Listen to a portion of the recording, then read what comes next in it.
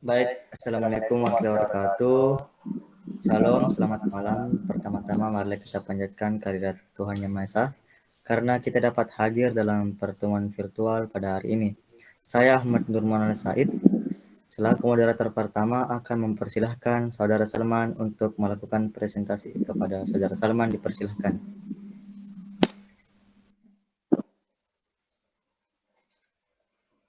Baik, terima kasih atas kesempatan yang telah diberikan. Saya Salman Abrori dengan NIM 210211, 2017, Prodi Arsitektur, kelas C. Adapun pada kesempatan kali ini saya akan mempresentasikan dari paper Citra Kota by Kevin Lynch. Next.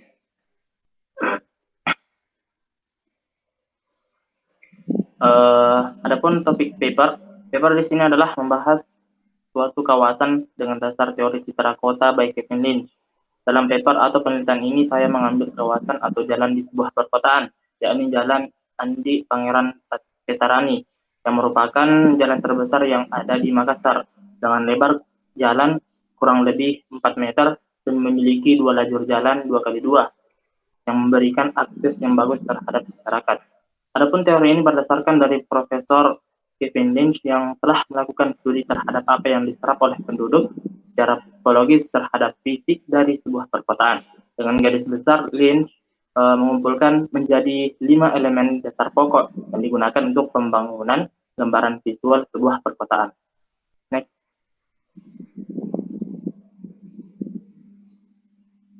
Adapun teori, menurut Kevin Lynch, elemen pertama yang dikatakan dengan elemen pet pada kota yang merupakan sebuah elemen yang dapat dirasakan langsung oleh manusia ketika berjalan melewati suatu kota. Adapun elemen yang kedua ialah landmark yang merupakan elemen yang terpenting dari sebuah perkotaan, berfungsi untuk membantu seseorang dalam mengarahkan dari titik orientasi untuk kota secara keseluruhan. Adapun elemen yang ketiga ialah node yang merupakan pusat aktivitas yang bersifat landmark dengan fungsi yang aktif. Next. Adapun elemen yang keempat adalah kawasan atau biasa dikatakan dengan bahasa kerennya district, seperti sebuah perkotaan, bagian industri, daerah perumahan, dan banyak lainnya. Dan yang terakhir yakni elemen yang kelima adalah edge yang merupakan pinggiran dari distrik atau kawasan yang dimana sebagai pemisah atau pembatas antara distrik lainnya yang berupa topografi atau topografi alam ataupun buatan. Next. Adapun pembahasan pada paper ini dengan 7 poin, yakni sistem transportasi, jalur pejalan kaki, jalur sepeda, jalur hijau, sistem penyeberangan, parkiran, dan kawasan konservasi. Next. Adapun sistem transportasi. Dalam hal sistem transportasi di Jalan Andi Pangeran Petarani dengan lebar kurang lebih 4 meter dengan sistem terbuka dan terbagi antara 2 lajur jalan, sehingga dapat membuat pengendara memiliki jalan yang lebih lebar, serta sistem transportasinya sendiri sudah tertata dengan baik. Namun semua itu bergantung pada pengendara yang lewat di jalan tersebut. Next.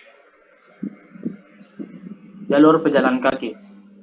Berikut 2 jalur pejalan kaki yang di samping Jalan Andi Pangeran Petarani Makassar, Sulawesi Selatan, dengan lebar kurang lebih 2 meter, yakni trotoar, dapat membuat para pejalan kaki leluasa dalam menggunakan sebagai jalan atau fasilitas kota yang dapat diakses oleh masyarakat. Terdapat di gambar pertama seorang pengendara yang sedang lewat di situ yang dapat membahayakan para pejalan kaki dan pengendara itu sendiri. Dan di gambar yang kedua terdapat penjual kaki lima yang sedang berjualan di trotoar tersebut yang dapat menghalangi akses dari jalur pejalan kaki itu sendiri. Next. Jalur sepeda.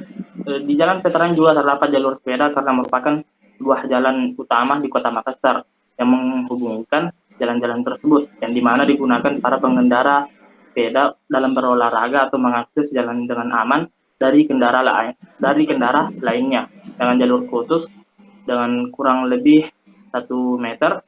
Terdapat simbol sepeda berwarna putih yang berlatar warna hijau. Gambar pertama menampakkan seorang pengendara sepeda sedang istirahat di jalur sepeda itu sendiri, dan di gambar yang kedua seseorang yang memarkir atau melanggar dari penggunaan jalur sepeda itu sendiri, yang dimana ini dapat menghalangi akses dari para pengendara sepeda. Next. Adapun jalur hijau. Jalur hijau atau green belt merupakan pemisah fisik di antara perkotaan atau pedesaan, bisa juga di sebuah jalan. Terlihat ini kurang lebih dengan lebar 2 meter memisahkan 2 lajur jalan di jalan Andi Pangeran Petarani antara Jalan Pengayoman. Next. Adapun sistem penyeberangan. Sistem penyeberangan yang ada di Jalan Andi Pangeran Petarani berupa dengan zebra cross, yang dimana agar para pejalan kaki dapat melewati atau menyeberangi sebuah jalan dengan aman. Di bawah ada beberapa gambar, yakni nampak sebuah zebra cross dan beberapa rambu lalu lintas dan lampu lalu lintas yang tidak menyala, yang sudah beberapa hari tidak ditindaklanjuti oleh pihak yang menindaklanjutinya. Di sini nampak pada sore hari, di mana keadaan jam pulang kerja, jadi nampak seperti macet. Next. Adapun parkiran atau tempat parkir kendaraan, yang dimana tempat kendaraan disimpan dalam keadaan yang tidak bergerak dan bersifat sementara untuk para pengendara yang sedang berhenti. Nampak di situ di gambar ada 3 gambar. Gambar yang pertama, pengendara sebuah garis parkir yang tidak kentara atau sudah blur, dan gambar yang kedua nampak sebuah kendaraan yang terparkir yang tidak mengikuti garis bantu dari parkiran tersebut. Serta gambar yang ketiga, yakni penjual kaki lima yang sedang berjualan di parkiran tersebut yang dapat menghalangi akses dari parkiran itu sendiri. Next. Adapun kawasan konservasi. Kawasan konservasi merupakan sebuah kawasan hijau yang dilindungi atau terawat, yang dimana sebagai tempat masyarakat beristirahat ataupun menjadikannya tempat untuk berolahraga, seperti halnya Taman Pakui Sayang yang ada pada 2 gambar ini. Gambar pertama menampakkan Taman Pakui yang hijau, yang asri, serta gambar yang kedua menampakkan beberapa orang yang menjadikannya sarana untuk jogging. Next. Jadi kesimpulan penelitian ini, dari hasil penelitian dapat disimpulkan bahwa beberapa hal yang sudah ada yang terpenuhi dan tersedia pada sebuah perkotaan, yakni 7 poin di atas. Namun, kesadaran pengendara atau masyarakat dalam beberapa sistem transportasi, khususnya beberapa jalur, masih ada yang melanggar, yang dimana itu dapat menimbulkan bahaya dan risiko kecelakaan di jalan, seperti penjual kaki lima yang sedang berjualan di trotoar atau jalur sepeda, serta lainnya. Ada juga beberapa fasilitas yang masihlah kurang diperhatikan dari pemerintah, seperti lampu lalu lintas yang tidak menyala dan garis bantu dari sebuah parkiran, yang dimana semua itu dibutuhkan untuk meningkatkan sistem transportasi dan daerah perkotaan menjadi kawasan yang layak serta nyaman untuk dilalui. Sekian, terima kasih atas perhatiannya. Itulah materi dari saya. Saya kembalikan ke moderator. Baik, itulah tadi presentasi dari Saudara Salman. Selanjutnya saya alihkan moderator ke Saudara Salman. Kepada Saudara Salman dipersilakan. Baik, terima kasih. Untuk mempersingkat waktu, saya berikan kesempatan kepada pemateri kedua, yakni dari Geska Gladiska. Pada saudari disilahkan. Baik, Assalamualaikum warahmatullahi wabarakatuh. Terima kasih atas kesempatan yang diberikan. Perkenalkan, saya Geska Gladiska dengan NIM 210211502118 dari Program Studi Arsitektur kelas C. Kali ini saya akan memaparkan presentasi mengenai hubungan teori Kevin Lynch di sebuah kawasan. Next. Teori Kevin Lynch yaitu teori di mana teori ini disimpulkan berdasarkan hasil penelitian Profesor Kevin Lynch yang telah melakukan sebuah studi terhadap apa yang diserap oleh penduduk secara psikologis terhadap fisik sebuah kota.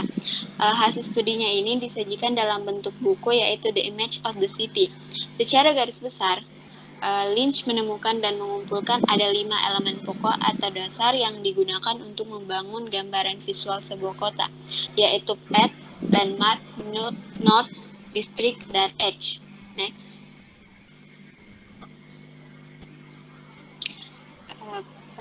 Pembahasan yang selanjutnya yaitu mengenai penerapan teori Kevin Lynch pada sebuah kawasan. Next. Kawasan kali ini di penelitian kali ini saya menggunakan kawasan Jalan Andi Pangeran Petarani, Kota Makassar. Next.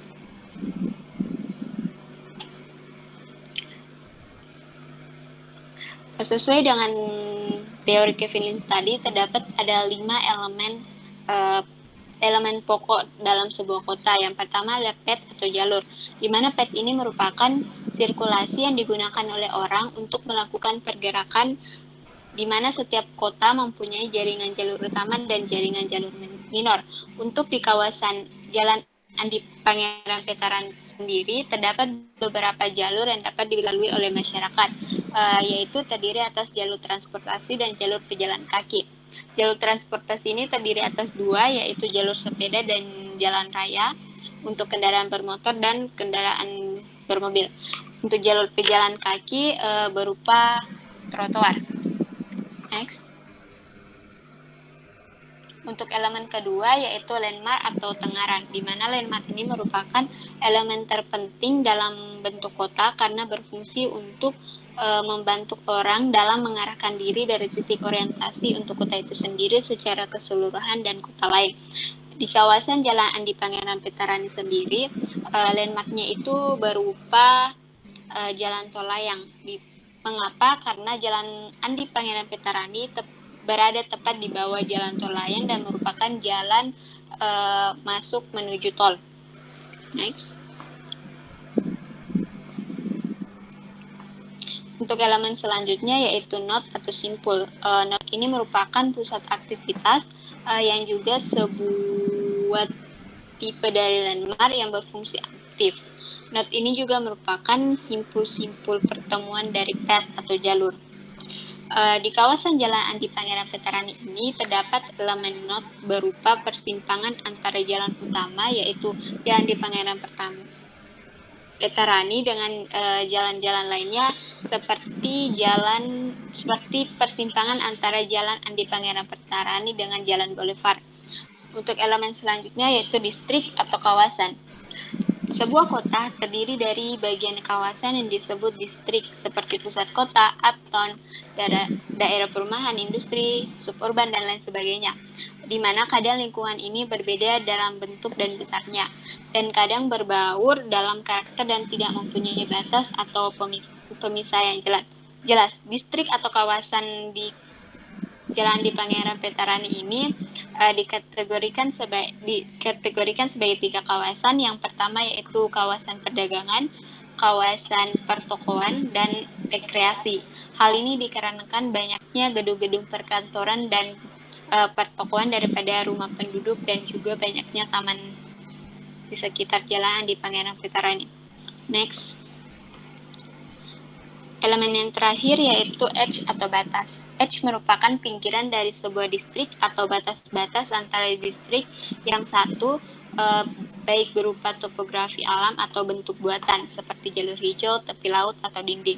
Untuk di kawasan Jalan Andi Pangeran Vetarani ini terdapat edge berupa jalur hijau, yaitu adanya jalur hijau di tengah jalan raya pembatas antara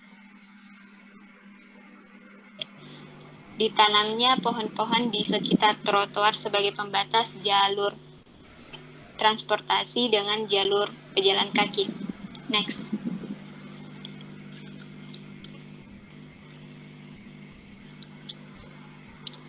Pembahasan selanjutnya itu permasalahan yang terdapat pada Jalan Andi Pangeran Petarani, Kota Makassar. Next. Yang pertama yaitu dalam sistem transportasi. Dilihat dari gambar, di kawasan ini sering terjadinya kemacetan yang kerap menghambat berbagai aktivitas sosial, ekonomi sosial masyarakat dan juga menekan tingkat laka lantas. Hal ini ditimbulkan karena tingginya penggunaan kendaraan pribadi yang diakibatkan oleh belum terintegrasinya antar sektor transportasi umum. Next. Permasalahan yang kedua yaitu pada jalur pejalan kaki. Pada jalur pejalan kaki di sekitaran Jalan Andi Pangeran Petarani ini seringnya para pedagang yang berjualan di atas trotoar dan banyaknya kendaraan bermotor yang melalui trotoar sehingga membuat kurangnya kenyamanan dan keselamatan bagi para pejalan kaki. Next. Permasalahan yang selanjutnya itu terdapat pada jalur sepeda. Jalur sepeda pada kawasan ini dapat dinyatakan tidak aman dan tidak nyaman untuk para sepeda. Hal ini dikarenakan masih banyaknya pengendara motor dan mobil yang menggunakan jalur sepeda sebagai lokasi parkir, di mana hal itu dapat menghambat sirkulasi kendaraan bersepeda dan mengurangi kenyamanan dan keselamatan para pesepeda. Next. Permasalahan yang selanjutnya itu terdapat pada sistem penyeberangan.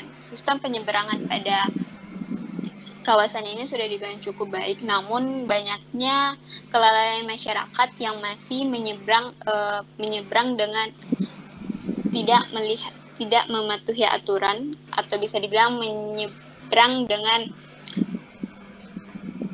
dengan sembarangan, sehingga dapat memicu adanya kecelakaan. Next.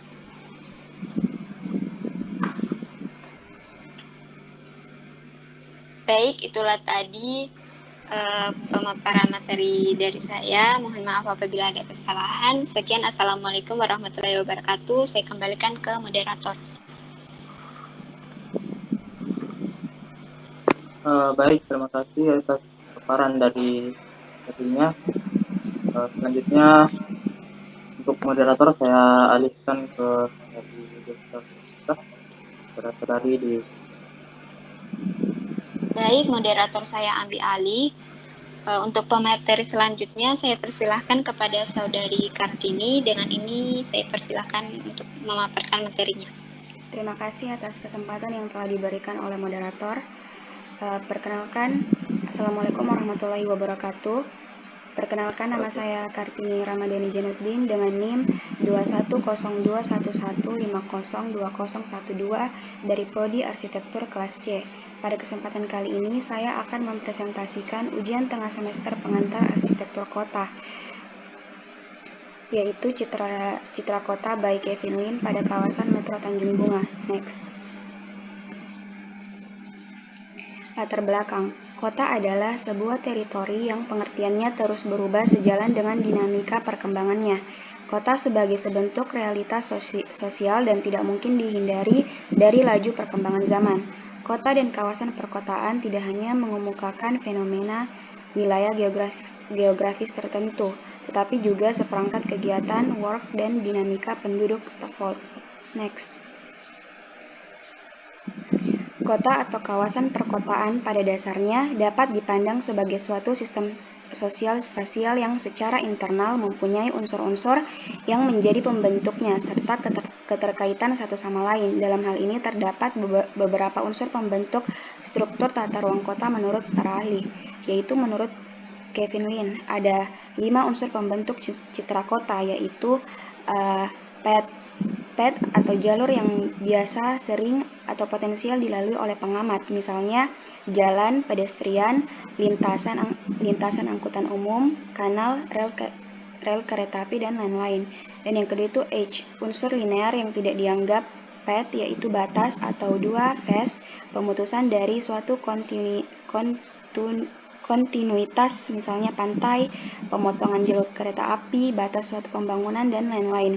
Dan yang ketiga itu distrik, bagian kota berukuran sedang sampai besar yang tersusun sampai dua dimensi yang dapat dimasuki pengamat dan dapat dikenali dari dua karakter umum. Yang keempat itu node atau titik-titik strategis dalam kota di mana pengamat dapat masuk atau dari mana dia bepergian. Dan yang kelima itu landmark, semacam titik pengenal. Dalam hal ini pengamat ada di luar, biasanya sesuatu yang mudah didefinisikan, misalnya sebuah gedung, tanda, toko, atau gunung, dan lain-lain. Next. Kawasan Metro Tanjung Bunga. Perubahan fisik ruang kawasan Metro Tanjung Bunga ditandai dengan berkembangnya aktivitas sosial ekonomi baru, antara lain pusat perbelanjaan, jasa, perkantoran, wisata, pendidikan, dan permukiman yang dimotori oleh kapitalisme. Perubahan fisik ruang pada kawasan Metro Tanjung Bunga ditandai dengan alih fungsi guna lahan yang cukup signifikan dan kuatnya penguasaan lahan oleh kapitalisme. Next. Ini adalah analisis kawasan jalan Metro Tanjung Bunga menurut teori Kevin Lin. Dapat diklasifikasikan sebagai berikut. Next. Yang pertama itu pad. Pad pada kawasan Metro Tanjung Bunga, bervariasinya aktivitas masyarakat yang muncul di sepanjang jalan Metro Tanjung Bunga di Kota Makassar jarang menimbulkan potensi terjadinya kemacetan setiap hari, sebab kawasan ini bukan pusat kota, tetapi karena tidak terawatnya kawasan ini membuat banyak fasilitas di jalan Metro Tanjung Bunga jadi rusak dan juga jalan yang rusak. Next. Pada gambar pemberhentian transportasi beberapa jalan yang terdapat di halte transportasi di kawasan Metro Tanjung Bunga tidak beroperasi sebagaimana mestinya jalanan lain yang ada di Kota Makassar. Alhasil, sistem transportasi umum di kawasan ini tidak ada, sehingga masyarakat menggunakan transportasi pribadi. Next. Permasalahan jalur pejalan kaki yang ada di kawasan Metro Tanjung Bunga hanya di beberapa bagian tempat, sehingga masyarakat tidak bisa berjalan dengan nyaman di kawasan ini. Next. H atau perbatasan. Berikut merupakan H pada jalan Metro Tanjung Bunga. Yang pertama itu pada Rumah Sakit Siloam. Rumah Sakit Siloam Makassar terletak di Jalan Metro Tanjung Bunga, berada di persimpangan yang memisahkan antara Jalan Metro Tanjung Bunga dengan jalan menuju Pantai Losari. Next. Dan yang kedua itu Jembatan Barombong. Jembatan Barombong Makassar terletak pada ujung perbatasan Jalan Metro Tanjung Bunga dengan jalan menuju ke Barombong. Next. Adapun kawasan-kawasan yang ada di Jalan Metro Tanjung Bunga, yaitu yang pertama itu kawasan perbelanjaan.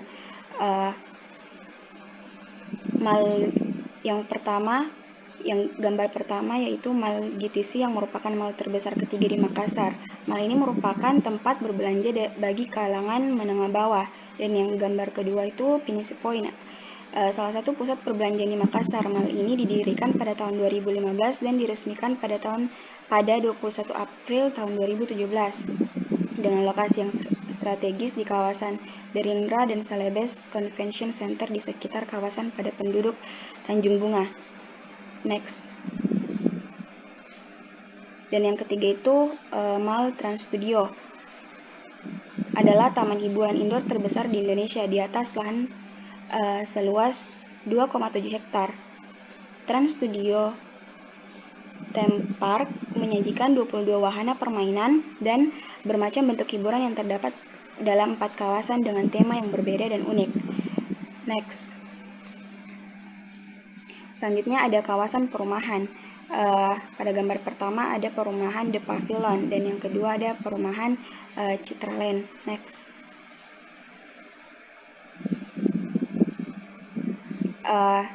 Yang ketiga ada kawasan pantai wisata.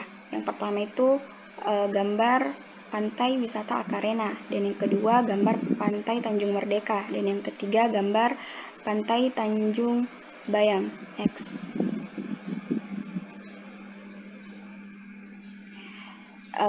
Note pada jalan Metro Tanjung Bunga, yaitu pada persimpangan jalan di Metro Tanjung Bunga, ialah seringkali terjadi kemacetan dan tidak adanya lalu lintas, sehingga dapat menyebabkan beberapa kendaraan yang merempet kendaraan yang lain. Next.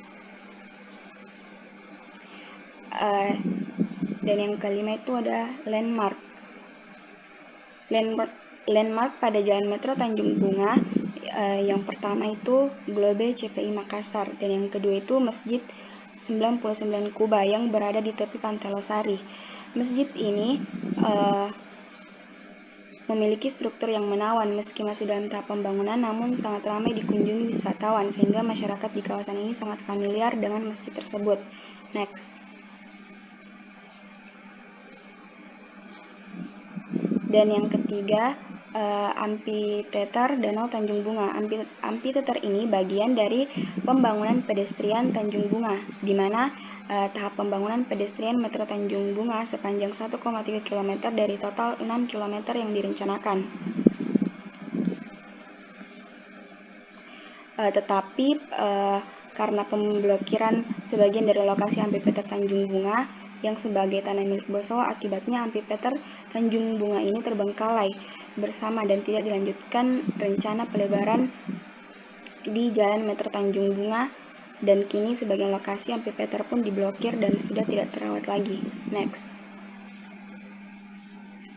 Kesimpulan dari presentasi saya kali ini adalah yang pertama, unsur pembentuk citra kota menurut Kevin Lin ada 5, yaitu path, edge, node, district, dan landmark. Dan yang kedua, unsur citra yang ada di Metro Tanjung Bunga terdiri dari path, jalanan sepanjang 250 meter, edge, yaitu Rumah Sakit Siloam dan Jembatan Barumbong, node, pada persimpangan jalan yang ada di Metro Tanjung Bunga, distrik, kawasan perbelanjaan, perumahan, dan pantai wisata, landmark, Globe CPI, Masjid 99 Kuba, dan Amphitheater Danau Tanjung Bunga.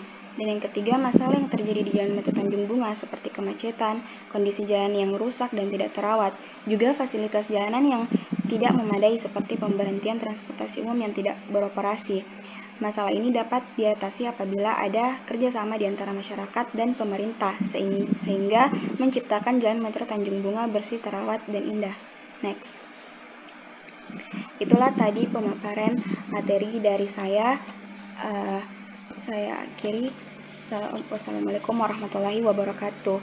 Selanjutnya saya serahkan ke moderator. Baik, itulah tadi pemaparan materi dari Saudari Kartini Ramadhani. Selanjutnya, moderator saya alihkan kepada Saudari Kartini. Moderator saya ambil alih.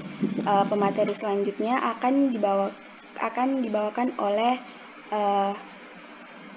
Agnes Grace Sensia.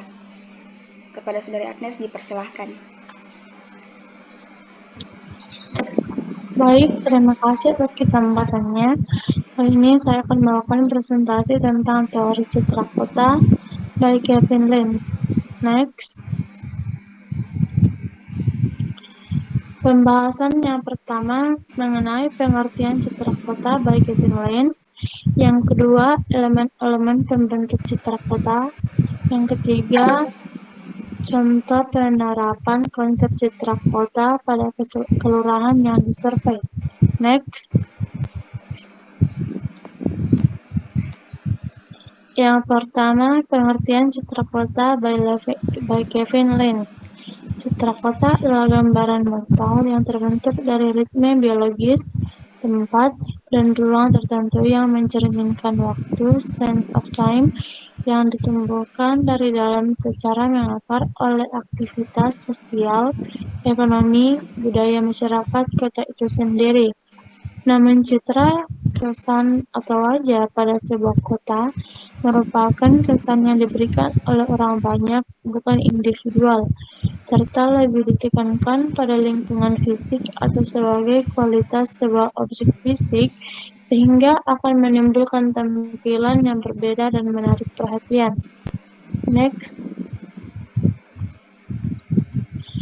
Pembahasan yang kedua tentang elemen-elemen pembentuk citra kota. Salah satu aspek kuat yang dapat menjadi branding suatu kota adalah citra kota yang merupakan satu gambaran khas yang melekat pada kota yang dapat menciptakan representasi kota bagi penduduk maupun pengunjung. Citra kota pada umumnya dipengaruhi oleh aspek fisik kota tersebut. Dalam bukunya Image of the City, Kevin Lynch mengungkapkan ada 5 elemen pembentuk image kota secara fisik. Yang pertama path, yang kedua edge, yang ketiga district, keempat nodes, kelima landmark.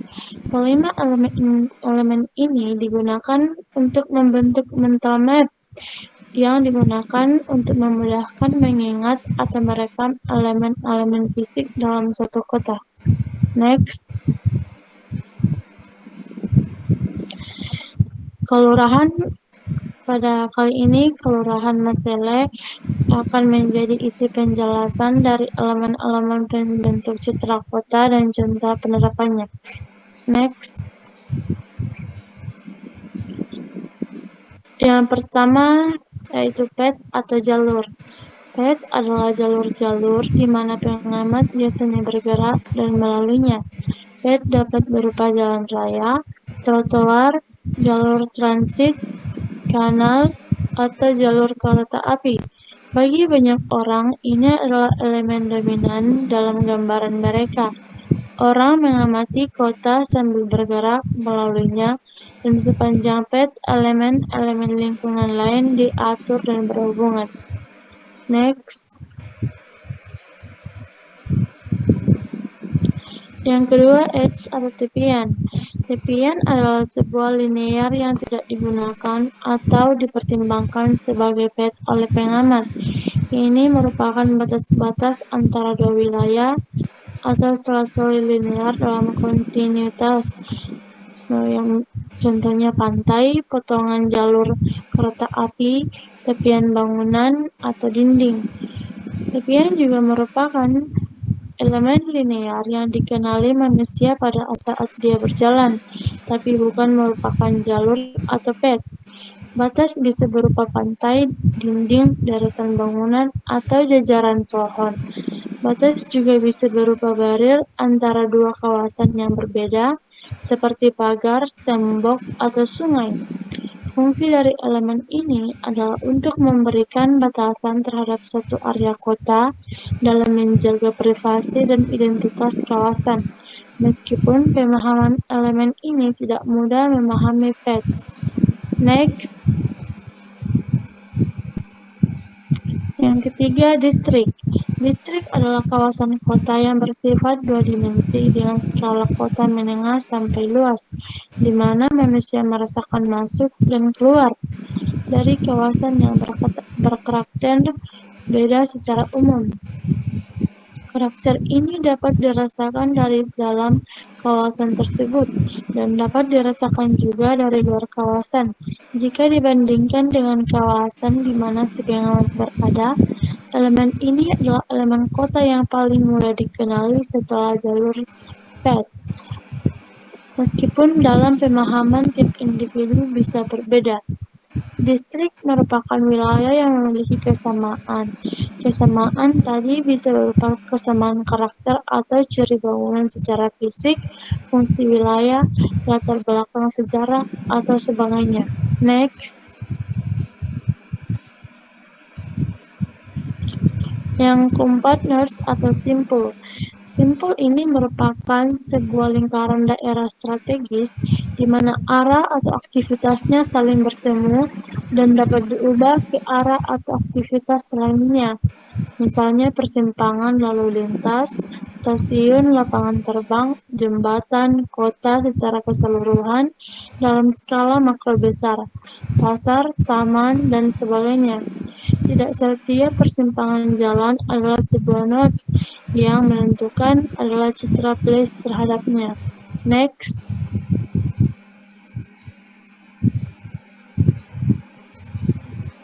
Yang kelima, landmark atau penanda. Landmark adalah titik acuan di mana si pengamat tidak memasukinya. Mereka adalah di luar. Landmark biasanya merupakan benda fisik yang didefinisikan dengan sederhana seperti bangunan, tanda, toko, atau pegunungan.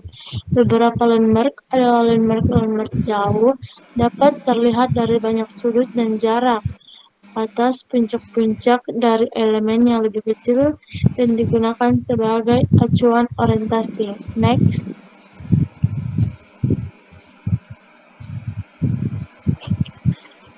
Pembahasan yang ketiga, contoh penerapan konsep citra kota pada kelurahan yang disurvei. Contohnya merupakan trotoar. Trotoar adalah jalur pejalan kaki yang umumnya sejajar dengan jalan dan lebih tinggi dari permukaan perkerasan jalan untuk menjamin keamanan pejalan kaki yang bersangkutan. Next.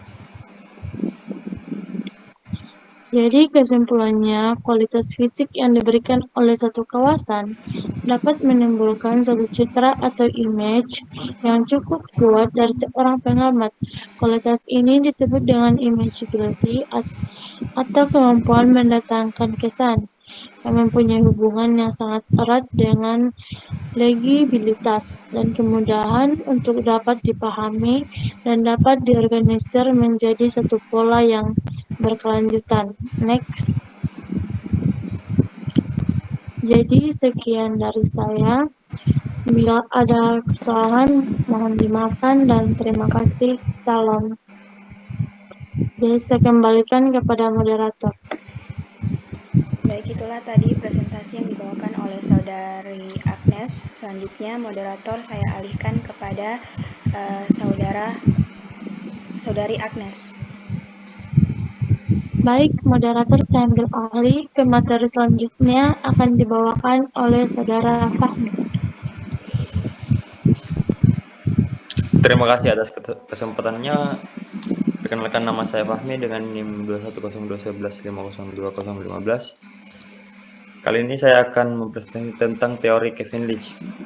Teori ini disimpulkan berdasarkan hasil penelitian Profesor Kevin Lynch yang telah melakukan sebuah studi terhadap apa yang diserap oleh penduduk secara psikologis terhadap fisik sebuah kota.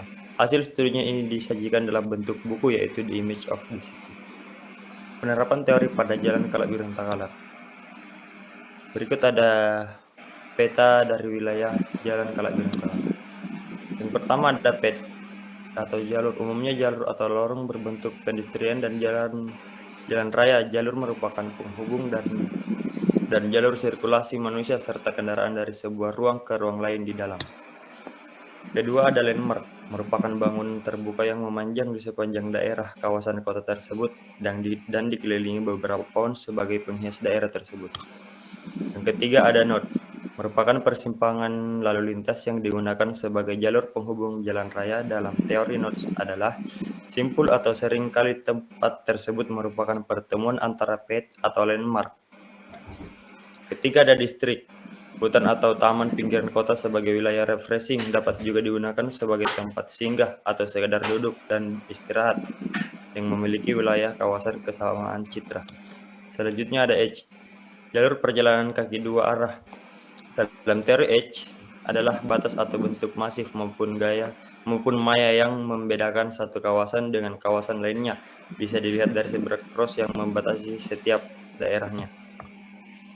Kesimpulan dari teori ini, berdasarkan pernyataan yang telah saya paparkan di atas, dapat disimpulkan bahwa kawasan pinggiran kota Takalar, tepatnya di daerah Takalar, terpantau masih aman. Namun ada beberapa hal yang perlu diperhatikan di kawasan tersebut, misalnya kurangnya lahan parkir yang cukup untuk sebagian pengguna kendaraan. Terdapat untuk beberapa bangunan sendiri seperti kios yang berjejer di sekitar kawasan tersebut mungkin sedikit mengganggu pengguna jalan kaki karena tidak adanya akses trotoar yang digunakan. Kritik dan saran, beberapa saran yang dapat saya paparkan. Beberapa akses yang tidak dipergunakan dengan bijak seperti akses jalan yang dimana masyarakat itu sendiri mengganggu ketertiban jalan dengan memarkir kendaraan di sekitar jalan. Saya Fahmi, terima kasih. Saya kembalikan ke moderator.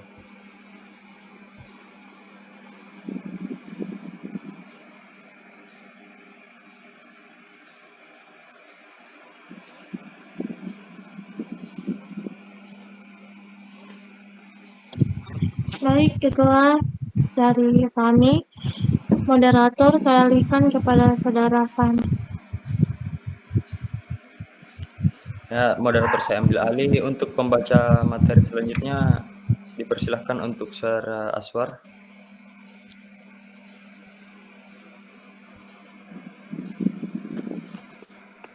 Baik, terima kasih atas kesempatan yang telah diberikan. Assalamualaikum warahmatullahi wabarakatuh. Waalaikumsalam warahmatullahi wabarakatuh. Saya atas nama Aswar Hidayatul Aqsa ingin mempresentasikan teori citra kota oleh Kevin Lynch.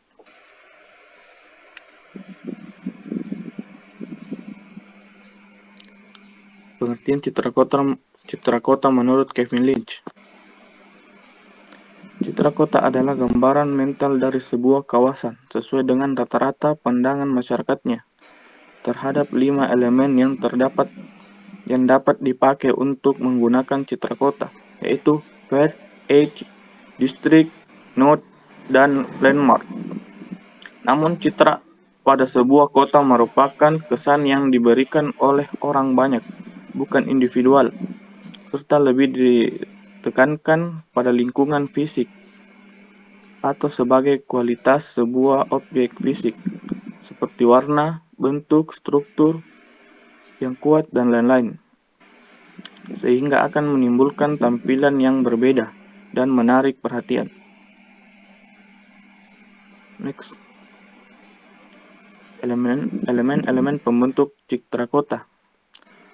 Salah satu aspek kuat yang dapat menjadi branding suatu kota adalah citra kota, yang merupakan suatu gambaran khas yang melekat pada kota, yang dapat diciptakan representasi kota bagi penduduk maupun pengunjung. Citra kota pada umumnya dipengaruhi oleh aspek fisik kota tersebut. Dalam bukunya Image of the City, Kevin Lynch mengungkapkan ada 5 elemen pembentuk image kota secara fisik, yaitu path atau jalur, edge atau tepian, district atau kawasan, node atau simpul, dan landmark atau penanda. Kelima elemen ini digunakan untuk membentuk mental map atau peta mental yang digunakan untuk memudahkan mengingat atau merekam elemen-elemen fisik dalam suatu kota. Next.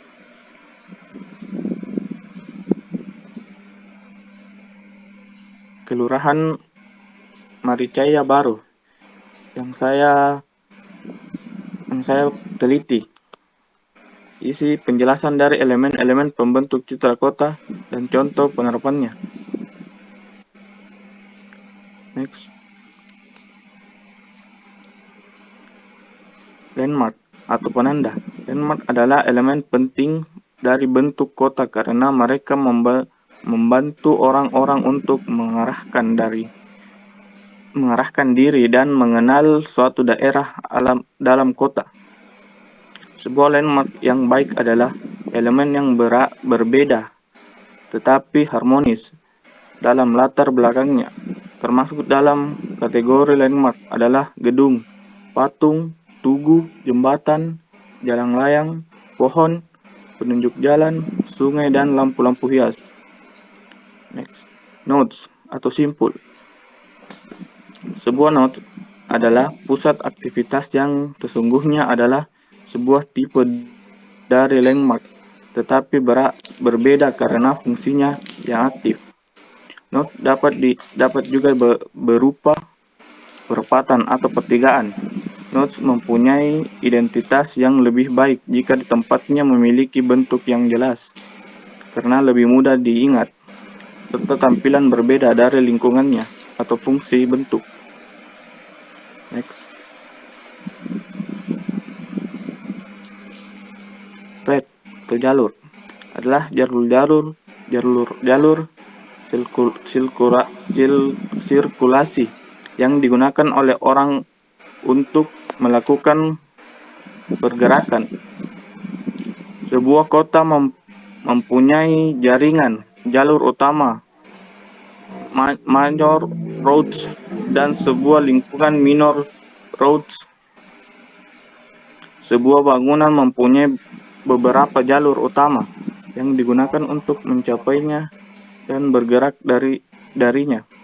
Sebuah jaringan jalan raya kota adalah jaringan pathway untuk seluruh kota.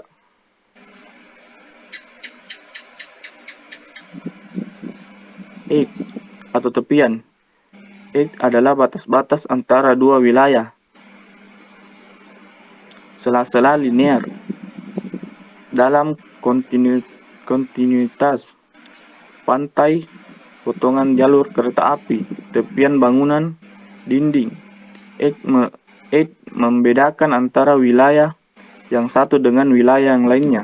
Misalnya daerah pemukiman dibatasi oleh sungai, daerah perkotaan dibatasi oleh gedung-gedung tol menuju tempat parkir, atau pagar lapangan golf yang luas membatasi wilayah perindustrian terhadap wilayah pemukiman. Next.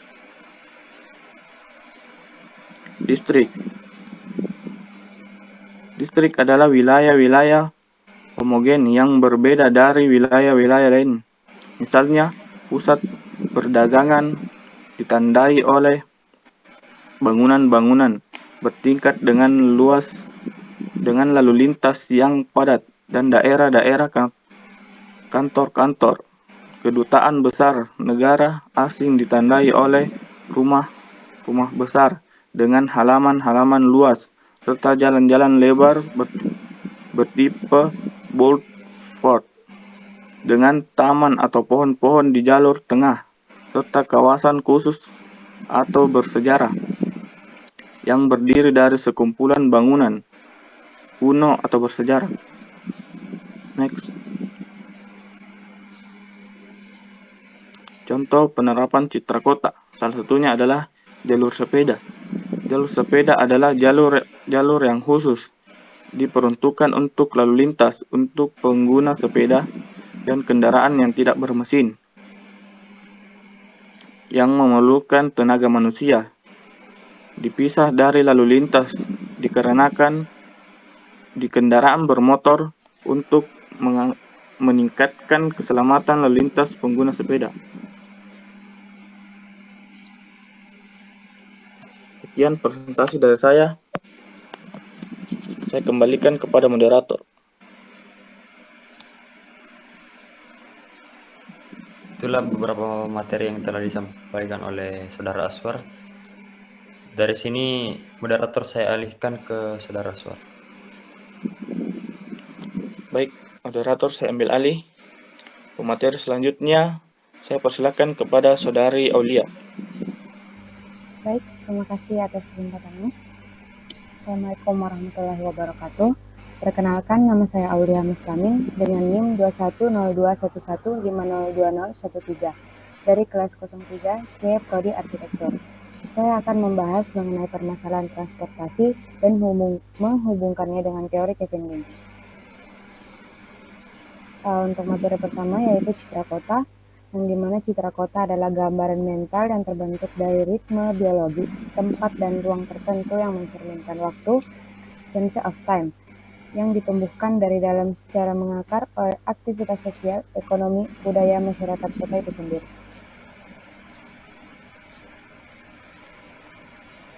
Teori ini diformulasikan oleh Kevin Lynch yang merupakan seorang tokoh peneliti kota, yang dimana risetnya didasarkan pada citra mental jumlah penduduk dari kota tersebut.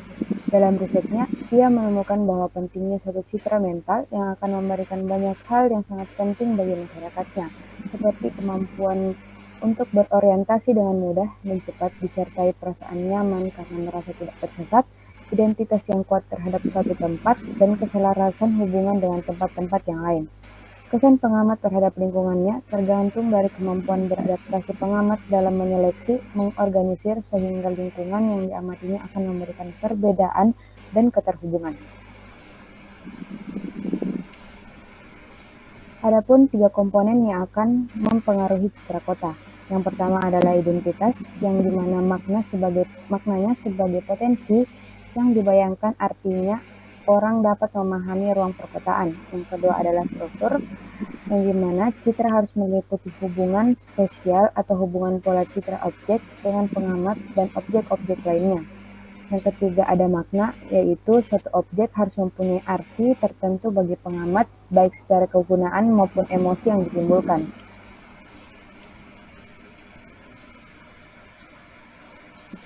Adapun elemen-elemen pembentuk citra kota yaitu terdiri atas 5. Yang pertama adalah jalur, yang dimana jalur merupakan alur pergerakan yang secara umum digunakan oleh manusia seperti jalan, gang-gang utama, jalan transit, lintasan kereta api, saluran, dan sebagainya. Yang kedua ada batas, yaitu batas atau tepian, atau biasa disebut dengan edge, yang merupakan elemen linear yang tidak dipakai atau dilihat sebagai jalur, yang dimana batas berada di antara 2 kawasan tertentu dan berfungsi sebagai pemutus linear, misalnya pantai, tembok, batasan antara lintasan kereta api, topografi, dan lain-lain. Yang ketiga ada kawasan, yang dimana merupakan kawasan-kawasan kota dalam skala 2 dimensi. Sebuah kawasan memiliki ciri khas mirip bentuk, pola, dan wujudnya, baik itu bentuk, pola, dan wujudnya, yang memiliki khas pula dalam batasannya, di mana orang merasa harus mengakhiri atau memulainya.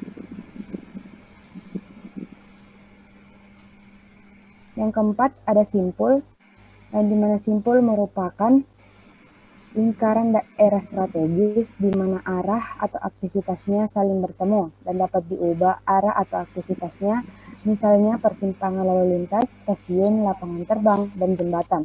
Kota secara keseluruhan dalam skala makro, misalnya pasar, taman, square, dan lain sebagainya.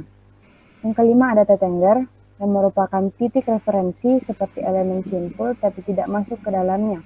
Karena bisa dilihat dari luar letaknya, tetengger adalah elemen eksternal yang merupakan bentuk visual yang menonjol dari kota, misalnya gunung, bukit, gedung tinggi, menara, tanah tinggi, tempat ibadah, pohon tinggi, dan lain-lain.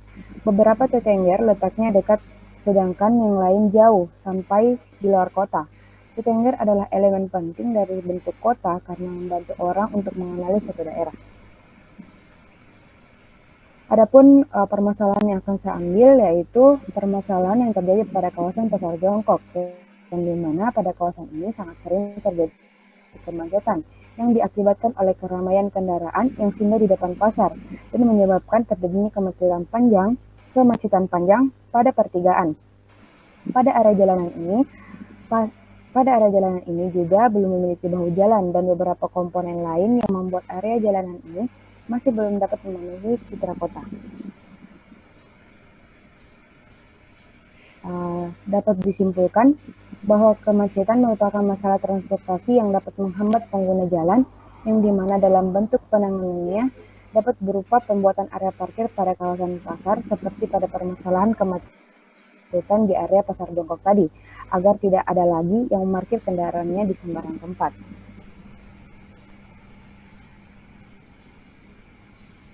Baik, sekian dari presentasi saya, kurang dan lebihnya mohon dimaafkan. Wassalamualaikum warahmatullahi wabarakatuh. Sekian saya alihkan ke moderator. Baik, itu tadi presentasi dari Saudari Aulia. Selanjutnya moderator saya alihkan kepada Saudari Aulia. Baik, moderator saya ambil alih. Untuk pemateri selanjutnya saya persilakan untuk Saudara Ahmad Nur Maulana. Baik, terima kasih atas waktu dan kesempatan yang diberikan. Di sini saya akan membawakan hasil presentasi dari saya yang judulnya menguraikan kawasan kota menggunakan teori Kevin Lynch. Dari saya Ahmad Gurmana Said dengan NIM 210211502014 dari kelas C Prodi Arsitektur. Pembahasan yang akan saya bawakan pada presentasi kali ini adalah tentang citra kota, yang membahas tentang citra kota, teori Kevin Lynch yang membahas tentang 5 unsur pembentuk kota dan menguraikan kawasan kota dengan teori Kevin Lynch. Yang pertama yaitu citra kota. Teori mengenai citra kota sendiri diformulasikan oleh Kevin Lynch yang merupakan seorang tokoh peneliti kota. Risetnya didasarkan pada citra mental jumlah penduduk dari kota tersebut. Lynch, Kevin, The Image of the City, Cambridge, 1969. Dalam risetnya, ia menemukan bahwa pentingnya suatu citra mental karena citra yang jelas akan memberikan banyak hal yang sangat penting bagi masyarakatnya, seperti kemampuan untuk berorientasi dengan mudah dan cepat serta disertai perasaan nyaman karena merasa tidak tersesat, identitas yang kuat terhadap suatu tempat, dan keselarasan hubungan dengan tempat-tempat yang lain. Citra kota dapat dibuat secara instan, sedangkan identitas membutuhkan waktu yang lama untuk membentuknya, karena citra kota belum tentu merupakan identitas. Jati diri kota berkaitan dengan ritme sejarah yang telah melalui proses panjang, sehingga jati diri suatu kota tidak dapat diciptakan begitu saja, berbeda dengan citra kota. Baik, yang kedua yaitu membahas tentang teori Kevin Lynch. Yang teori Kevin Lynch yang pertama itu adalah path. Path itu adalah jalur-jalur di mana para pejalan kaki biasanya bergerak dan melaluinya. Path biasanya berupa jalan, jalur transit, kanal, maupun jalur kereta api, dan lain-lain. Dan yang kedua adalah edge. Edge merupakan elemen linear yang tidak digunakan ataupun dipertimbangkan sebagai bagian dari path oleh sang pengamat. Yang ketiga adalah distrik. Distrik merupakan kawasan kota yang bersifat dua dimensi dengan skala kota menengah hingga luas, di mana manusia bisa dengan mudah mengaksesnya dengan beban masuk dan keluar dari kawasan yang berkarakter secara umum. Ketiga adalah node. Node merupakan titik atau lokasi strategis yang dapat dimasuki pengamat, dapat berupa konsentrasi penggunaan atau ciri fisik yang penting. Dan yang kelima adalah landmark. Landmark merupakan lambang dan simbol untuk menunjukkan identitas suatu bagian kota. Contohnya seperti gapura yang biasanya ada di sebuah kota yang seperti selamat datang, selamat jalan, ada juga seperti patung atau relief yang berupa atau bisa juga berupa bangunan atau gedung yang tertentu yang memiliki suatu karakteristik tersendiri yang hanya dimiliki oleh kota tersebut. Baik, yang ketiga menguraikan kawasan kota dengan teori Kevin Lynch. Kota merupakan barisan pertemuan semua kepentingan manusia dalam populasi ruang yang besar, sehingga kota dapat dikatakan sebagai organisasi yang menjadi sebuah pusat industri, perdagangan, pendidikan, pemerintahan, ataupun mencakup semua kegiatan yang dilakukan oleh masyarakat. Pada presentasi kali ini saya akan menguraikan 3 jalan yang berada di Kota Makassar dan Kabupaten Goa, yaitu Jalan Boulevard yang ada di Kelurahan Masale, Kecamatan Panukukang, Kota Makassar, dan Jalan Andi Pangeran Petarani yang wilayahnya ada di Kelurahan Masale, Kecamatan Panakukang, Kota Makassar, dan juga ada Jalan Ciputra Raya yang ada di Kelurahan Tombolo, Kabupaten Goa, Sulawesi Selatan. Ketiga jalan ini akan saya uraikan dengan 5 unsur pembentuk citra kota dari Kevin Lynch. Yang pertama, Jalan Boulevard. Jalan Boulevard termasuk dalam wilayah dari Kelurahan Masale, Kecamatan Panukukang, Kota Makassar.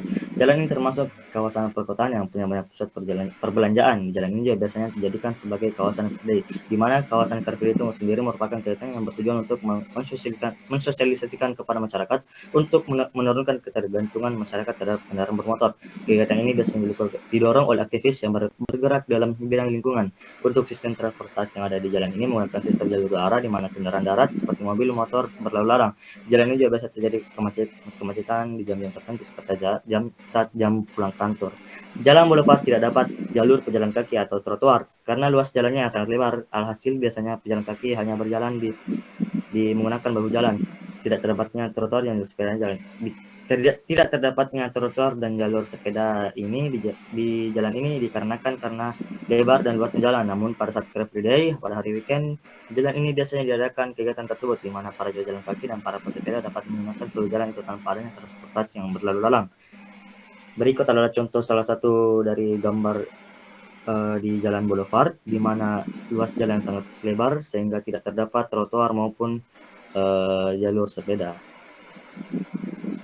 Namun, karena jalan ini termasuk sebuah kawasan perkotaan yang menjadi pusat perbelanjaan, di sepanjang jalan ini terdapat sebuah parkiran yang berada di setiap pinggir dan dari jalan boulevard ini. Seperti ini adalah contoh gambarnya. Ya, berada di bahu jalan terdapat sebuah garis parkiran yang digunakan untuk memarkir semua kendaraan. Di sepanjang jalan ini juga terdapat jalur hijau, di mana jalur hijau itu sendiri merupakan daerah yang ditanami rumput dan tanaman perindang yang berfungsi untuk menyegarkan hawa dalam kota. Seperti ini adalah contoh dari jalur hijau sendiri. Ya, yang kedua adalah Jalan Andi Pangerang Petarani. Jalan ini yang saya ambil termasuk dari wilayah dari Kelurahan Masale, Kecamatan Panukukang, Kota Makassar. Sistem transportasi yang ada di jalan ini menggunakan sistem jalur 2 arah, dan di tahun 2021 ini telah diresmikan jalan tol layang atau flyover yang ada di sepanjang Jalan Andi Pangerang Petarani ini. Dikarenakan kondisi jalan yang sering terjadi kemacetan, maka dari itu pemerintah Provinsi Sulawesi Selatan dan pemerintah Kota Makassar membangun sebuah jalan tol layang yang ada di sepanjang Jalan Andi Pangerang Petarani ini. Berikut adalah contoh flyover yang di atas flyover masih ada flyover. Tidak seperti jalan flyover tadi, di sepanjang jalan di Pangerang Petarani ini terdapat sebuah jalur pejalan kaki seperti trotoar. Di sepanjang jalur pejalan kaki ini juga masih banyak orang yang menyalahgunakan jalur ini, seperti contohnya banyak yang menggunakan trotoar sebagai tempat untuk jalur sepeda, padahal sudah ada disediakan jalur sepeda di bahu jalan. Dan ada juga masyarakat yang berjualan, bahkan ada masyarakat yang menggunakan sepeda motor dan menjadikan trotoar ini sebagai jalanan umum atau jalan transportasi. Seperti ada contoh yang ada di gambar pertama ini, terdapat sebuah pesepeda yang menggunakan trotoar sebagai jalannya. Dan yang kedua ini adalah salah satu pedagang kaki lima yang menggunakan trotoar sebagai tempat untuk berjalan tanpa izin tertentu dari Satpol PP maupun pihak-pihak yang terkait. Dan yang ketiga ini adalah salah satu pengendara motor yang melawan arus dan menggunakan trotoar sebagai jalan umum, di mana di sini ada seorang masyarakat yang ingin menggunakan jalur trotoar tersebut hanya melihat-lihat. Baik, di jalan ini juga terdapat jalur sepeda yang dapat digunakan oleh para pesepeda yang menggunakan jalan jalur sepeda yang ada di jalan ini berada di pinggir jalan, di dekat trotoar, tepatnya di bawah jalan. Namun lagi-lagi masih banyak masyarakat yang menyalahgunakan jalur sepeda ini. Masih ada masyarakat yang berjualan di sekitar jalur sepeda yang ada di jalan ini. Sebenarnya ada contoh, ada penjual, terdapat sebuah mobil pickup yang singgah berjualan di jalur sepeda. Dan ini adalah salah satu pengguna motor yang menggunakan jalur sepeda sebagai jalurnya. Dan ini adalah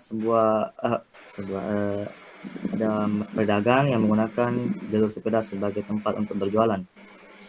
Di Jalan Andi Pangerang Petarani yang berada di wilayah Kelurahan Masale ini terdapat sebuah kawasan konservasi, yaitu Taman Pakui Sayang. Taman ini biasanya digunakan masyarakat Kota Makassar untuk berkunjung dan berolahraga, apalagi titik lokasinya yang berada di kota membuat banyak masyarakat datang berkunjung di taman ini. Berikut adalah contoh dari kawasan konservasi sebuah taman yang ada di Jalan Andi Pangerang Petarani di wilayah Kelurahan Masale ini. Baik, yang ketiga adalah Jalan Ciputra Raya yang ada di Kabupaten Goa, Sulawesi Selatan. Jalan Ciputra Raya termasuk sebagai kawasan perumahan elit, yang dimana di dalam sebuah kawasan itu tepatnya ada sebuah perumahan yang bernama Citra Land. Kawasan perumahan ini berada di Kelurahan Tombolo, Kabupaten Goa, Sulawesi Selatan. Jalan raya ini termasuk dalam bagian wilayah dari Kelurahan Tombolo, Kecamatan Sumbawa, Kabupaten Goa, Sulawesi Selatan. Sistem transportasi yang ada pada jalan ini menggunakan sistem jalur 2 arah. Untuk sebuah kawasan perumahan, jalur 2 arah ini bisa dibilang jalan yang cukup lebar dan besar. Baiklah, di Jalan Ciputra Raya ini terdapat jalur pejalan kaki seperti trotoar, namun hanya terdapat di luar kawasan perumahan, sementara dalam kawasan dalam perumahan tidak terdapat jalur pejalan kaki. Seperti ini adalah salah satu contoh trotoar yang ada di luar kawasan perumahan di Citra Land atau di Jalan Ciputra Raya. Ini salah satu masyarakat yang tinggal di daerah setempat atau biasa orang luar negeri atau seorang bule, sekeluarga bule yang menggunakan jalan raya sebagai jalur pejalan kaki. Walau di dalam kawasan perumahan di Jalan Ciputra Raya tidak dapat jalur pejalan kaki, namun terdapat jalur khusus sepeda di sepanjang jalan ini. Jalur sepeda digunakan untuk khusus para pesepeda yang tinggal di kawasan Citra Land atau maupun yang berkunjung di daerah Citra Land ini. Seperti ini adalah salah satu contoh dari lajur sepeda yang ada di Citra Land atau Jalan Ciputra Raya. Selain itu juga terdapat jalur penyeberangan seperti zebra cross, baik yang berada di kawasan perumahan maupun di luar kawasan perumahan. Seperti contohnya di gambar di bawah ini, di luar kawasan perumahan terdapat sebuah zebra cross, dan di sekitar wilayah perumahan terdapat juga jalan zebra cross. Di kawasan permainan juga terdapat parkiran yang berada di pinggir Jalan Ciputra Raya. Seperti ini ada contoh parkiran yang disediakan oleh pihak Ciputra Raya untuk mengambil kawasan parkiran. Sepanjang jalan dari Jalan Ciputra Raya juga memiliki jalur hijau. Jalur hijau ini membuat daerah kawasan perumahan ini terlihat indah seri karena banyaknya tanaman dan tumbuhan yang ada di sepanjang Jalan Ciputra Raya ini. Seperti ini adalah contoh dari jalur hijau yang ada di Jalan Ciputra Raya. Kawasan konservasi juga terdapat di Jalan Ciputra Raya. Adanya kawasan konservasi seperti taman di wilayah ini membuat suasana perumahan menjadi sejuk dan nyaman bagi yang tinggal di wilayah ini. Seperti ini adalah salah satu contoh dari kawasan konservasi yang ada di Jalan Ciputra Raya atau tepatnya di kawasan perumahan Citra Lane. Baik, yang kedua adalah Edge.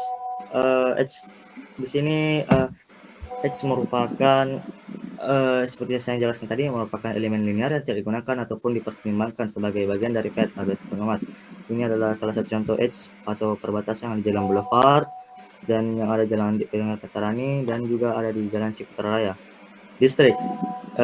Distrik ini merupakan kawasan kota yang bersifat dua dimensi dengan skala kota menengah hingga luas, di mana manusia bisa dengan mudah mengaksesnya dengan beban masuk dan keluar dari kawasan yang berkarakter secara umum. Salah satu contoh distrik yang ada di kawasan perbelanjaan di sepanjang Jalan Boulevard Kelurahan Masale, Kecamatan Pamukang, Kota Makassar. Dan kawasan perkantoran yang ada di Jalan Andi Pangeran Petarani. Kawasan perkantoran ini ada di sebelah Taman Pakui Sayang, yaitu kantor Dinas Pekerjaan Umum Provinsi Sulawesi Selatan. Dan ini adalah kawasan perbelanjaan di Jalan Ciputra Raya, Kelurahan Tombolo, atau di kawasan perumahan Citra Lane. Ini juga adalah kawasan perumahan yang ada di Jalan Ciputra Raya, atau tepatnya kawasan Citra Lane. Node sendiri itu merupakan titik atau lokasi strategis yang dapat dimasuki pengamat, dapat berupa konsentrasi, penggunaan, atau ciri fisik yang penting. Berikut ini adalah node atau persimpangan yang ada di Jalan Boulevard, perempatan antara Jalan Boulevard dengan Jalan Adiaksa Baru, Jalan Adiaksa, dan Jalan Pandang Raya Barat, Kelurahan Masale, Kecamatan Panukang, Kota Makassar. Dan berikut ini adalah pertigaan antara Jalan Boulevard dengan Jalan Andi Pangeran Petarani yang ada di Kelurahan Masale. Di Jalan Andi Pangeran Petarani sendiri terdapat pertigaan untuk wilayah Kelurahan Masale. Di antaranya itu ada pertigaan antara Jalan Andi Pangeran Petarani dengan Jalan Pelita Raya yang ada di Kelurahan Masale. Dan ada juga pertigaan antara Jalan Boulevard dengan Jalan Andi Pangeran Petarani Kelurahan Masale. Node yang ada di Jalan Ciputra Raya ada di pintu gerbang atau pintu masuk di jalan di kawasan perumahan Citra Lane, pertigaan antara Jalan Ciputra Raya dengan Jalan Tun Abdul Razak, Kelurahan Tombolo, Kabupaten Goa, Sulawesi Selatan. Yang terakhir ada landmark. Landmark merupakan lambang dari simbol untuk menunjukkan identitas suatu bagian kota. Ini merupakan contoh dari landmark di Jalan Boulevard. Jalan Boulevard memiliki landmark sebuah mall atau biasa ya pusat perbelanjaan. Di sini landmarknya merupakan Mall Panakukang, seperti yang ada di tulisan di sini. Mall Panakukang atau MP ini dijadikan sebagai landmark di Jalan Boulevard sebab mall ini merupakan mall terbesar yang ada di Kota Makassar. Baik, di Jalan Andi Pangeran Petarani sendiri terdapat sebuah taman konservasi tadi yang saya sebutkan atau Taman Pakui Sayang. Taman Pakui Sayang dijadikan landmark di Jalan Andi Pangeran Petarani di Kelurahan Masale sebab ini merupakan kawasan konservasi yang ada di tengah Kota Makassar. Taman Pakui ini dijadikan landmark sebab banyaknya masyarakat kota yang Makassar yang datang berkunjung ke taman ini, apalagi taman ini juga mempunyai fasilitas olahraga yang pastinya membuat masyarakat akan betah dan nyaman ketika datang berkunjung dan berolahraga di tempat ini. Landmark yang ada Jalan Ciputra Raya berbentuk sebuah patung atau relief. Patung kuda ini menjadi landmark di setiap perumahan Ciputra, jadi bukan cuma di Jalan Ciputra Raya saja. Di beberapa tempat seperti Citra Garden dan lain-lain. Direktur Citra Tulus Santoso mengatakan simbol patung kuda dipakai Ciputra sebagai simbol kerja keras. Simbol ini juga digunakan Ciputra untuk menarik investor sekaligus sebagai penanda identitas. Banyaknya simbol patung kuda dalam setiap properti Ciputra merupakan kesenangan dari pemilik Ciputra Group sendiri, yaitu pengusaha Kawakara. Selain itu juga pihak Ciputra suka dengan seni, maka dari itu dibuatlah patung-patung tersebut sebagai pemanis supaya ada nuansa seninya. Baik, mungkin itu yang bisa saya sampaikan. Kesimpulan dari presentasi saya ini, Kevin Lynch memaparkan elemen-elemen yang muncul secara kota dalam bukunya yang berjudul The Image of the City, yaitu pet, edge, node, district, dan landmark. Kelima elemen ini memiliki perannya masing-masing. Elemen-elemen tersebut membangun harmoni kota dan saling melengkapi dalam membentuk citra kota tersebut. Selain itu, elemen-elemen pelengkap lainnya juga sangat penting, misalkan trotoar, jalur hijau, dan lain-lain. Dari faktor yang saya buat ini, bisa dibilang perumahan elit seperti Teralen ini mempunyai fasilitas yang lebih daripada yang jalan yang ada di Kelurahan Masale. Dari sisi sistem transportasi, jalur pejalan kaki, jalur sepeda, sistem penyeberangan, parkir, jalur hijau, dan kawasan konservasi, perumahan Citralen yang ada di Jalan Ciputra ini lebih unggul daripada Jalan Boulevard dan Jalan Andi Pangeran Veterani yang ada di wilayah Kelurahan Masale. Masih banyak kekurangan yang ada di Jalan Andi Pangeran Veterani dan Jalan Boulevard. Belum lagi di Jalan Andi Pangeran Veterani masih ada masyarakat yang menyalahgunakan jalur-jalur yang ada di kawasan tersebut. Baik, demikian yang bisa saya sampaikan. Lebih dan kurangnya mohon maaf. Dimaafkan. Saya kembalikan ke moderator. Baik, moderator sambil alih. Itulah tadi pemaparan materi dari Saudara Ahmad Maulana. Untuk moderator selanjutnya saya alihkan kepada Saudara Fahmi. Terima kasih pada teman-teman yang telah mempresentasikan materinya. Selanjutnya kita akan memasuki sesi tanya jawab. Dipersilahkan untuk teman-teman yang ingin bertanya. Saya. Oke, saudari Gibi dipersilahkan. Terima kasih atas kesempatan yang diberikan. Perkenalkan, nama saya Geska Gladiska dengan NIM 2102115028. Pertanyaan saya itu kepada Saudara Salman Abrori, yaitu apa saja peran dari pemerintah yang dapat diterapkan sehingga jalur-jalur atau sistem transportasi lebih terlaksanakan atau lebih ditaati oleh masyarakat, lebih tepatnya pada Jalan Andi Pangeran Veterani tersebut. Terima kasih. Oke, untuk Saudara Salman dipersilakan untuk menjawab pertanyaan. Baik, terima kasih atas pertanyaannya. Pemerintah dari hal ini memiliki kaitan terhadap sistem transportasi itu sendiri, yang dimana sistem peran pemerintah ialah memiliki peran utama sebagai pengayom kepada masyarakat agar sistem transportasi dari lalu lintas di sebuah jalan, khususnya di Jalan Andi Pangeran Veterani, tertata dengan baik. Pemerintah juga dapat berkolaborasi dengan petugas lalu lintas, dalam hal ini polisi, untuk membuat beberapa kajian, entah itu kajian yang bersifat daring seperti webinar yang akan diikuti beberapa pemerintah daerah, yang dimana pemerintah daerah inilah yang akan mengaplikasikannya ke daerah masing-masing. Bisa juga membuat kajian-kajian offline di sebuah tempat titik kumpul masyarakat seperti perusahaan atau kantor, organisasi, atau bisa di sebuah universitas, sehingga tataan sistem transportasi berjalan dengan baik. Mungkin hanya itu.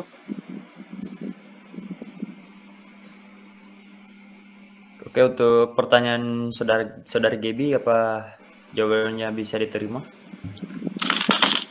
Bisa. Terima kasih. Oke, selanjutnya apakah masih ada yang ingin bertanya? Dipersilakan.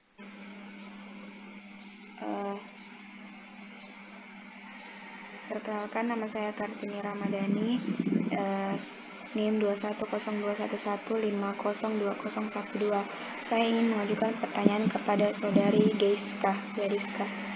Apa yang menyebabkan kebanyakan orang lebih banyak menggunakan kendaraan pribadi dibandingkan kendaraan umum? Terima kasih. Oke, untuk Saudari Giska dipersilahkan. Baik, terima kasih atas pertanyaannya. Langsung saja, beberapa masyarakat berpikir bahwa kendaraan pribadi lebih memudahkan meskipun harus menghadapi kemacetan. Di mana banyak juga yang mengatakan bahwa apabila menggunakan kendaraan umum cukup ribet seperti harus mengantri panjang, apalagi di saat jam-jam sibuk seperti jam pulang kerja atau jam berangkat. Sehingga hal itu dapat menyebabkan masyarakat harus desak-desakan dan menimbulkan ketidaknyamanan dan tidak efisien. Mungkin cukup itu pertanyaan dari saya. Sekian, terima kasih. Apakah bisa diterima oleh saudara? Ya, terima kasih. Oke, selanjutnya ada yang ingin bertanya lagi? Dipersilahkan.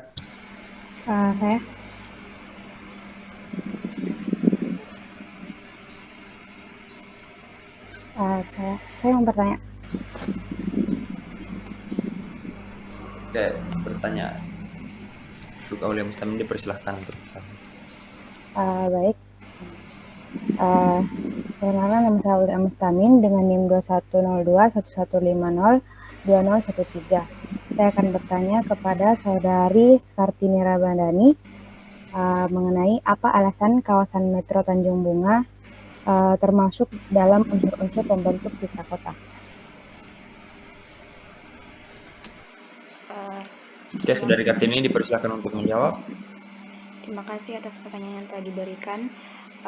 Seperti yang saya jelaskan tadi mengenai bagian dari unsur-unsur pembentuk citra kota pada kawasan Metro Tanjung Bunga, menurut saya kawasan tersebut memiliki karakteristik lingkungan yang telah dibentuk dan upaya peningkatan kualitas kawasannya tercapai pada unsur-unsur tersebut.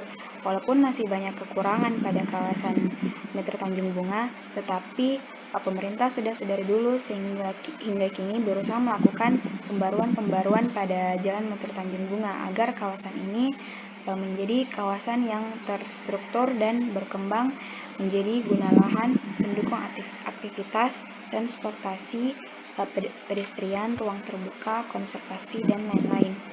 Mungkin itu saja jawaban dari saya.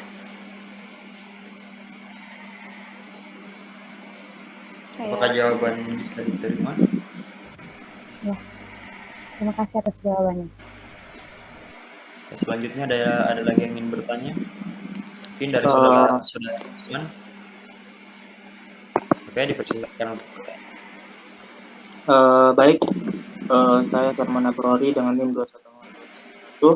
21502017.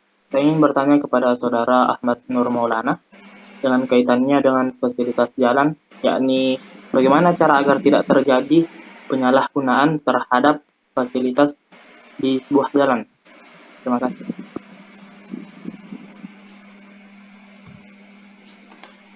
Ini pertanyaan ini dilempar ke saudaramu. Ya, saya jawab langsung. Jadi untuk pelanggaran atau penyalahgunaan fasilitas jalan sendiri itu dari kesadaran kita sendiri. Misalnya tadi seperti ada contoh yang saya paparkan di presentasi saya, terdapat sebuah pengendara motor dan pengguna sepeda yang menggunakan trotoar sebagai jalan. Nah, kita sebagai masyarakat harus mempunyai kesadaran, saling mengingatkan, dan untuk para pengendara motor untuk saling menegur ceritanya. Tapi menegurnya ini dengan tanpa adanya saling menyinggung sepihak atau saling mengintimidasi. Kita sampaikan secara baik-baik kepada pengguna motor bahwa ini dilarang atau ini tidak boleh karena ini dapat membahayakan keselamatan. Nah, untuk seperti tadi juga ada pedagang kaki lima yang menggunakan trotoar dan bahu jalan sebagai tempat berjualan. Itu kita juga sebagai masyarakat harus saling mengingatkan dan mempunyai kesadaran masing-masing untuk saling mengingatkan tanpa adanya intimidasi. Kalau misalnya masih seperti itu atau tidak mau mendengar, kita bisa melapor ke pihak berwajib seperti Satpol PP atau Satuan Polisi Pamung Praja, karena biasanya Satpol PP yang menindak pedagang kaki lima yang berjualan di trotoar tanpa izin. Mungkin seperti itu yang bisa saya jawab untuk Saudara Salman. Apakah diterima? Baik, terima kasih atas jawaban.